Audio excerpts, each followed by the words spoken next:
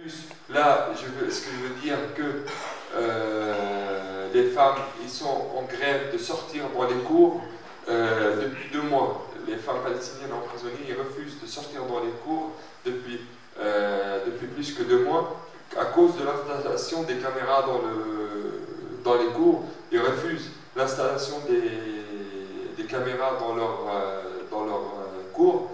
Et depuis 2 mois, ils ne sont pas sortis. Ça veut dire qu'ils sont enfermés depuis 2 mois dans leur cellule. Ces femmes, il y a des femmes qui ont été arrêtées, qui étaient enceintes. Et quand c'était le moment de l'accouchement, ils ont accouché menottés, un pied, une main dans un lit, dans un hôpital. Après, ils ont le droit de garder l'enfant avec eux pendant 2 ans. Alors t'imagines, la même mentalité de garde. Tu peux le sortir, mais et des fois, il y avait vraiment une famille de Eugénie qui n'avait pas de membres de famille à l'extérieur. Et le père, il était en prison, les frères et la mère, il y avait toute la famille en prison. Quand la maman elle a accouché, elle a gardé l'enfant 2 ans avec elle, jusqu'à le moment pour qu'il y ait quelqu'un libre de la famille qui peut garder le bébé. Alors ça, c'est le côté sombre, je veux dire, de prison. Enfin, tout est sombre, mais bon, nous on a essayé aussi de faire quelque chose qui est utile. On a essayé malgré tout de dire, bon, les Israéliens, ils nous mettent en prison pour nous briser, pour nous casser le moral, pour nous isoler de notre société, isoler de notre famille, pour qu'on soit en charge et pour qu'on soit des gens inutiles quand on sort. Alors nous, on a fait l'inverse dans les prisons. Ça veut dire que nous, on était emprisonnés que entre prisonniers politiques. On n'était pas mélangés avec des prisonniers de droit commun. Alors avec le système qui dure depuis le début de l'occupation, il y avait des luttes menées par les prisonniers pour améliorer leurs circonstances de détention. Depuis 1948, c'est des générations et des générations qui prennent l'expérience de lutter aussi. Parce que nous, on pense que la lutte contre l'occupation, elle ne s'arrête pas devant les portes de prison, parce que aussi on a une lutte à mener dedans les prisons, parce que on change de moyens, on change de tactique, mais on n'arrête pas la lutte dedans les prisons. Alors nous, on a tout fait pour avoir une vie digne.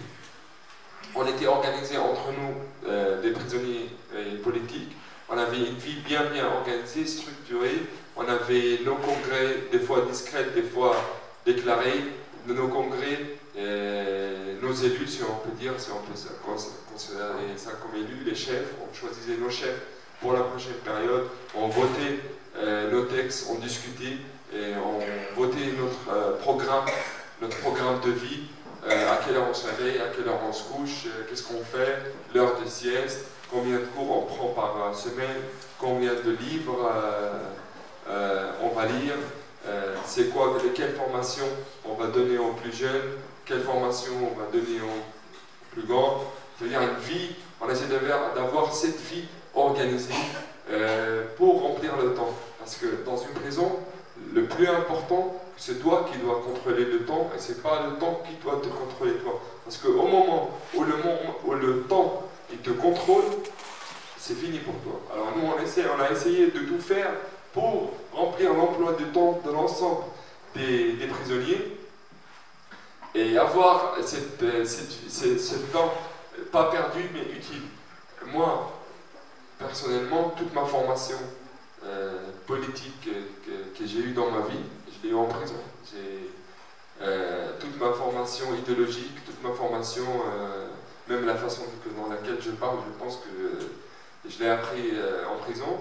Et c'est là, parce que je vais insister que c'est là vraiment, dans la prison, où personnellement moi, il y a une centaine d'autres aussi, il y a d'autres prisonniers, où tu vois l'injustice. Et quand tu vois l'injustice, tu comprends que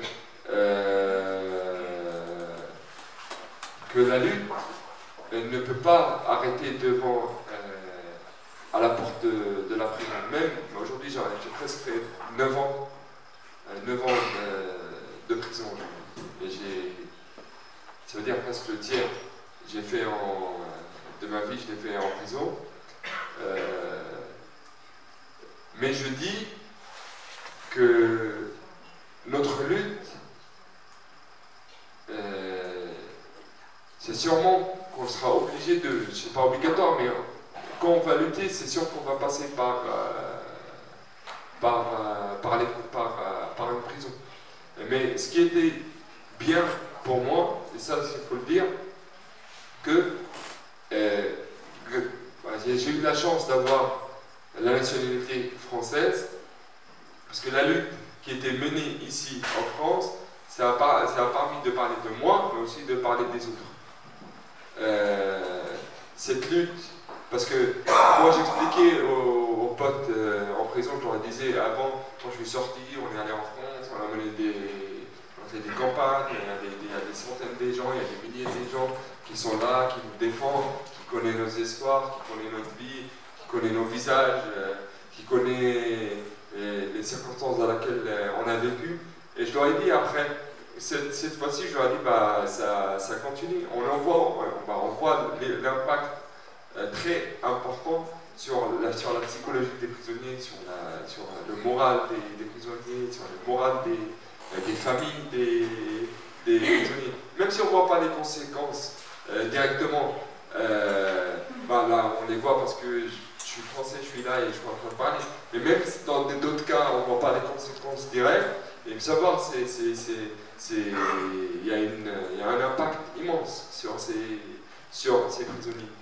Et je pense bien que ça fait partie de la lutte en commun entre le peuple. Alors j'espère qu'avec vous, on continuera cette lutte et on continuera le combat et pour l'ensemble des restes des prisonniers.